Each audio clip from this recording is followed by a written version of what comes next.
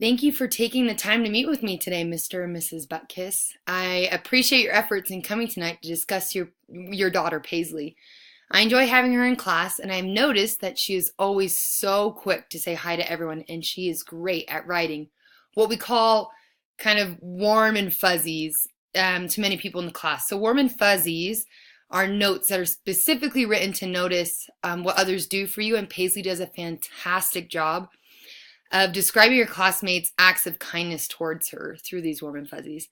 I also noticed that Paisley has been emotional lately about the passing of one of your dogs, but I've noticed that she has been using the coping strategies that we have discussed and practiced in class to help her, including I've seen her talk to a friend about it. She's come up and she's talked to me to try to deal with it.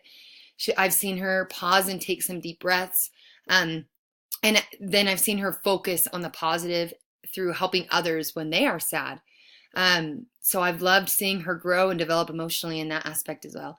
And Paisley has made excellent progress in her writing and is eager to help her neighbors with their writing as well by helping them spell words and think of ideas. And so she's constantly not only worried about herself in the class, but she's worried about her classmates, which is an attribute that is awesome to see at such a young age. So she's been a pleasure.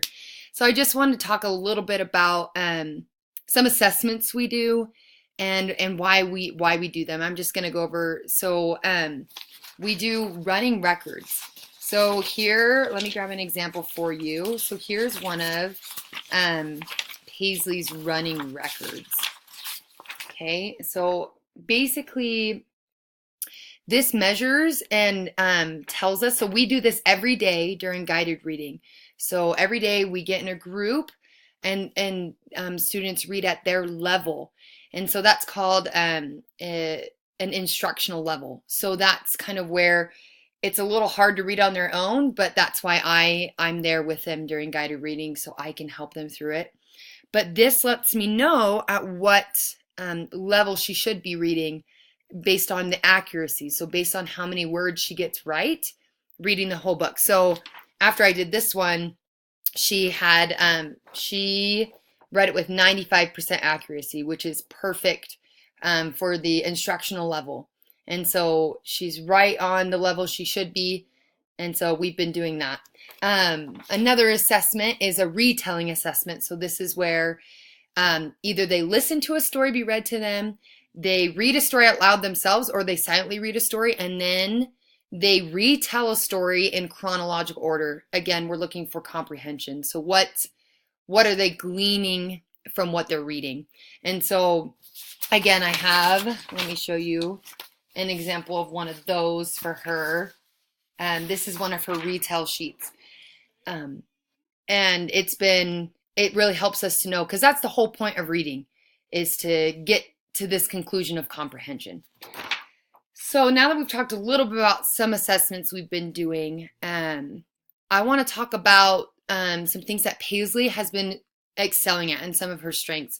So I really wanted to highlight and celebrate Paisley's success and growth, specifically in her recognition of high frequency words, her ability to identify sounds and their corresponding letters, and her ability to listen to a book and retell the story in chronological order.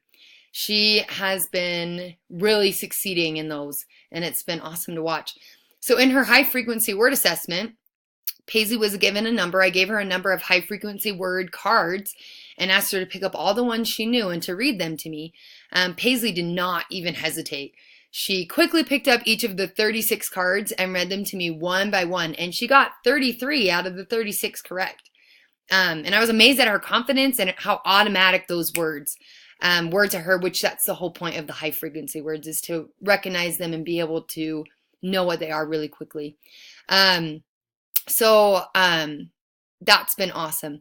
I was also blown away by her sentence dictation assessment. So I read 2 sentences to Paisley, and she was to write down all the words in each of the 2 sentences, doing her best to spell each word as best she could, matching the sounds to the corresponding letters.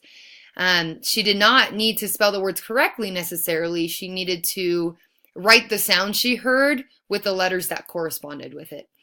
Paisley received a 39 out of 46 on this assessment, and I can show you right here her sample. And as you look, this is one of the best spellings I've ever seen from Paisley, and it was awesome. And for her first time, that's a pretty good score. And the last thing I want to celebrate too is her ability to listen to a book and be read to her and then retelling the story in chronological order. So the purpose of this is to have Paisley be able to guide herself in retelling what happened first, second, third, last. So I'm not supposed to prompt at all. I tell her, okay, now tell me what happened in the story. And Paisley retold on many different occasions entire stories in chronological order to me without a single prompt. So she is definitely understanding and comprehending stories she is listening to. So it's been awesome to note those strengths in her. And here are some strategies that I'm going to continue to use or put into practice at school to help her continue in these strengths and to build and increase her knowledge already. And then I'm going to give you some strategies to use at home with her so that she feels that she's excelling at her strengths already, right? We always feel great when we can excel even more in what we do best. So for high frequency words, something that we can do at school is I'm going to start doing these word walls. So I will introduce 3 to 5 new high frequency words every week and add them to a word wall. So that's just a wall that has all the high frequency words on it so that students can readily access and memorize the high frequency words so that they can see them, they know how to spell them, they can read them. If they're hanging on the wall, it'll be easy to access. So another thing is I will, as they read their own texts on their own independent reading or in guided reading, if they see one of these high frequency words, they can write it, practice writing it on a sticky note and stick it by the word on the word wall. So those are some strategies we're going to do at school to help her continue in that high frequency, how well she's been doing. Something that you could do at home. So I will send those 3 to 5 high frequency words home every week. And I would encourage you and your daughter to keep a daily tally sheet to record every time she sees and you see one of the high frequency words. So kind of like a game. So you're like, oh, look, I just saw him. And then you do a tally and you kind of make it a game between you and your daughter. So that you're continuing not only to recognize them, but she and you can practice writing those high frequency words. Some strategies at school to continue with the sentence dictation. I will incorporate wordplay books into our shared reading and guided reading lessons and ask students what they notice about sounds, such as, did you notice that blank and blank rhyme? And so giving them those word plays so they can really hear the sounds and then think about how they would be written. Something that you can do at home is have Paisley sit down with a notepad and a pen and you orally dictate your grocery list. And then Paisley can be writing down what you say. Or another one is that give her a iPad or a phone and have her use the turn speech into text and tell her to tap on that and tell her to tell a story. And then she can go back and proofread to see if what she said and what was written made sense. So those are the strategies for her to continue in her phonemic and awareness and in phonics as well, so that she can hear words and know what the corresponding letters are. And then listening to a book and retelling, some strategies. So at school, we're going to start doing a read aloud book in class, but we're going to listen to an audio book. And students are going to have this journal and be able to create visual summaries on charts using words, diagrams, and pictures for each chapter in the book. So that they are continuing to know how to retell, and especially as we read a big novel, that they can retell by chapters. So strategies at home is read stories aloud to Paisley and have her draw a storyboard to retell the story. Definitely do that.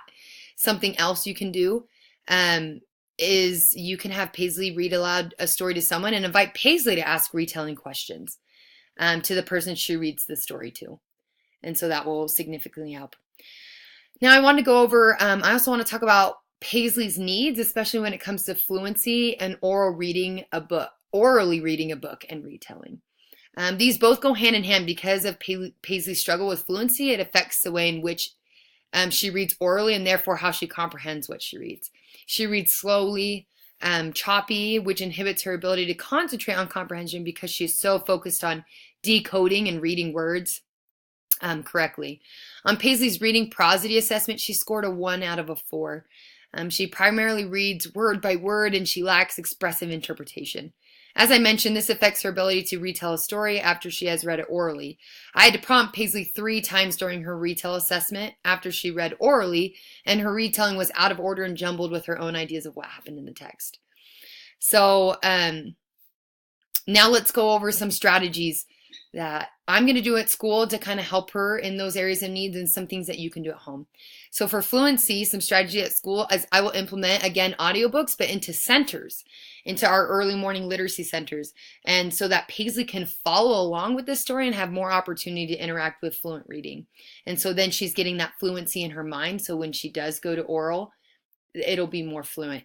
I will also begin a reader's theater during April when students, they're going to memorize part of a play, and we practice adding expression into our voices, and we repeatedly practice so that automaticity, so she's getting that speed in and she's getting that fluency because she's repeating it, and getting that expression in as well. So some things you could do, really the biggest thing is to read with Paisley every day. Take time to read.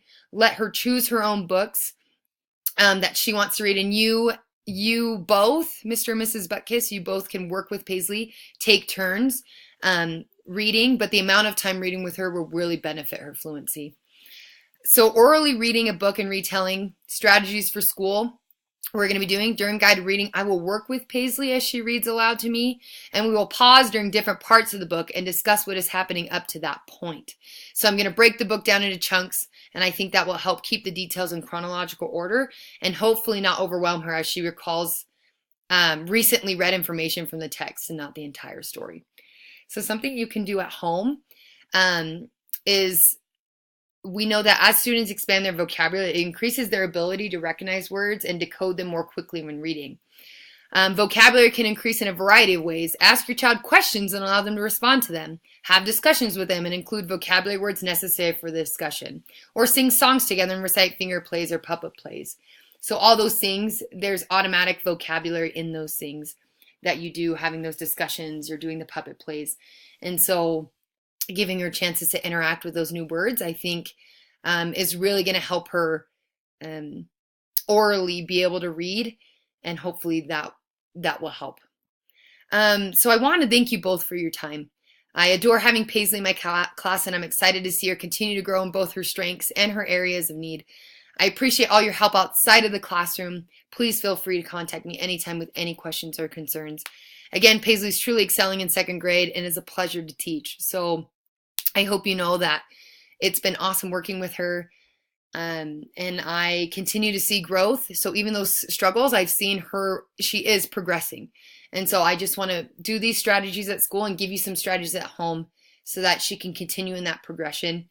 And I know we'll so see great things. And I can't wait to see her continue to grow in her areas of strength too. So thank you again, Mr. and Mrs. Butkiss, for coming and joining me in this parent-teacher conference. And I hope you have a wonderful night.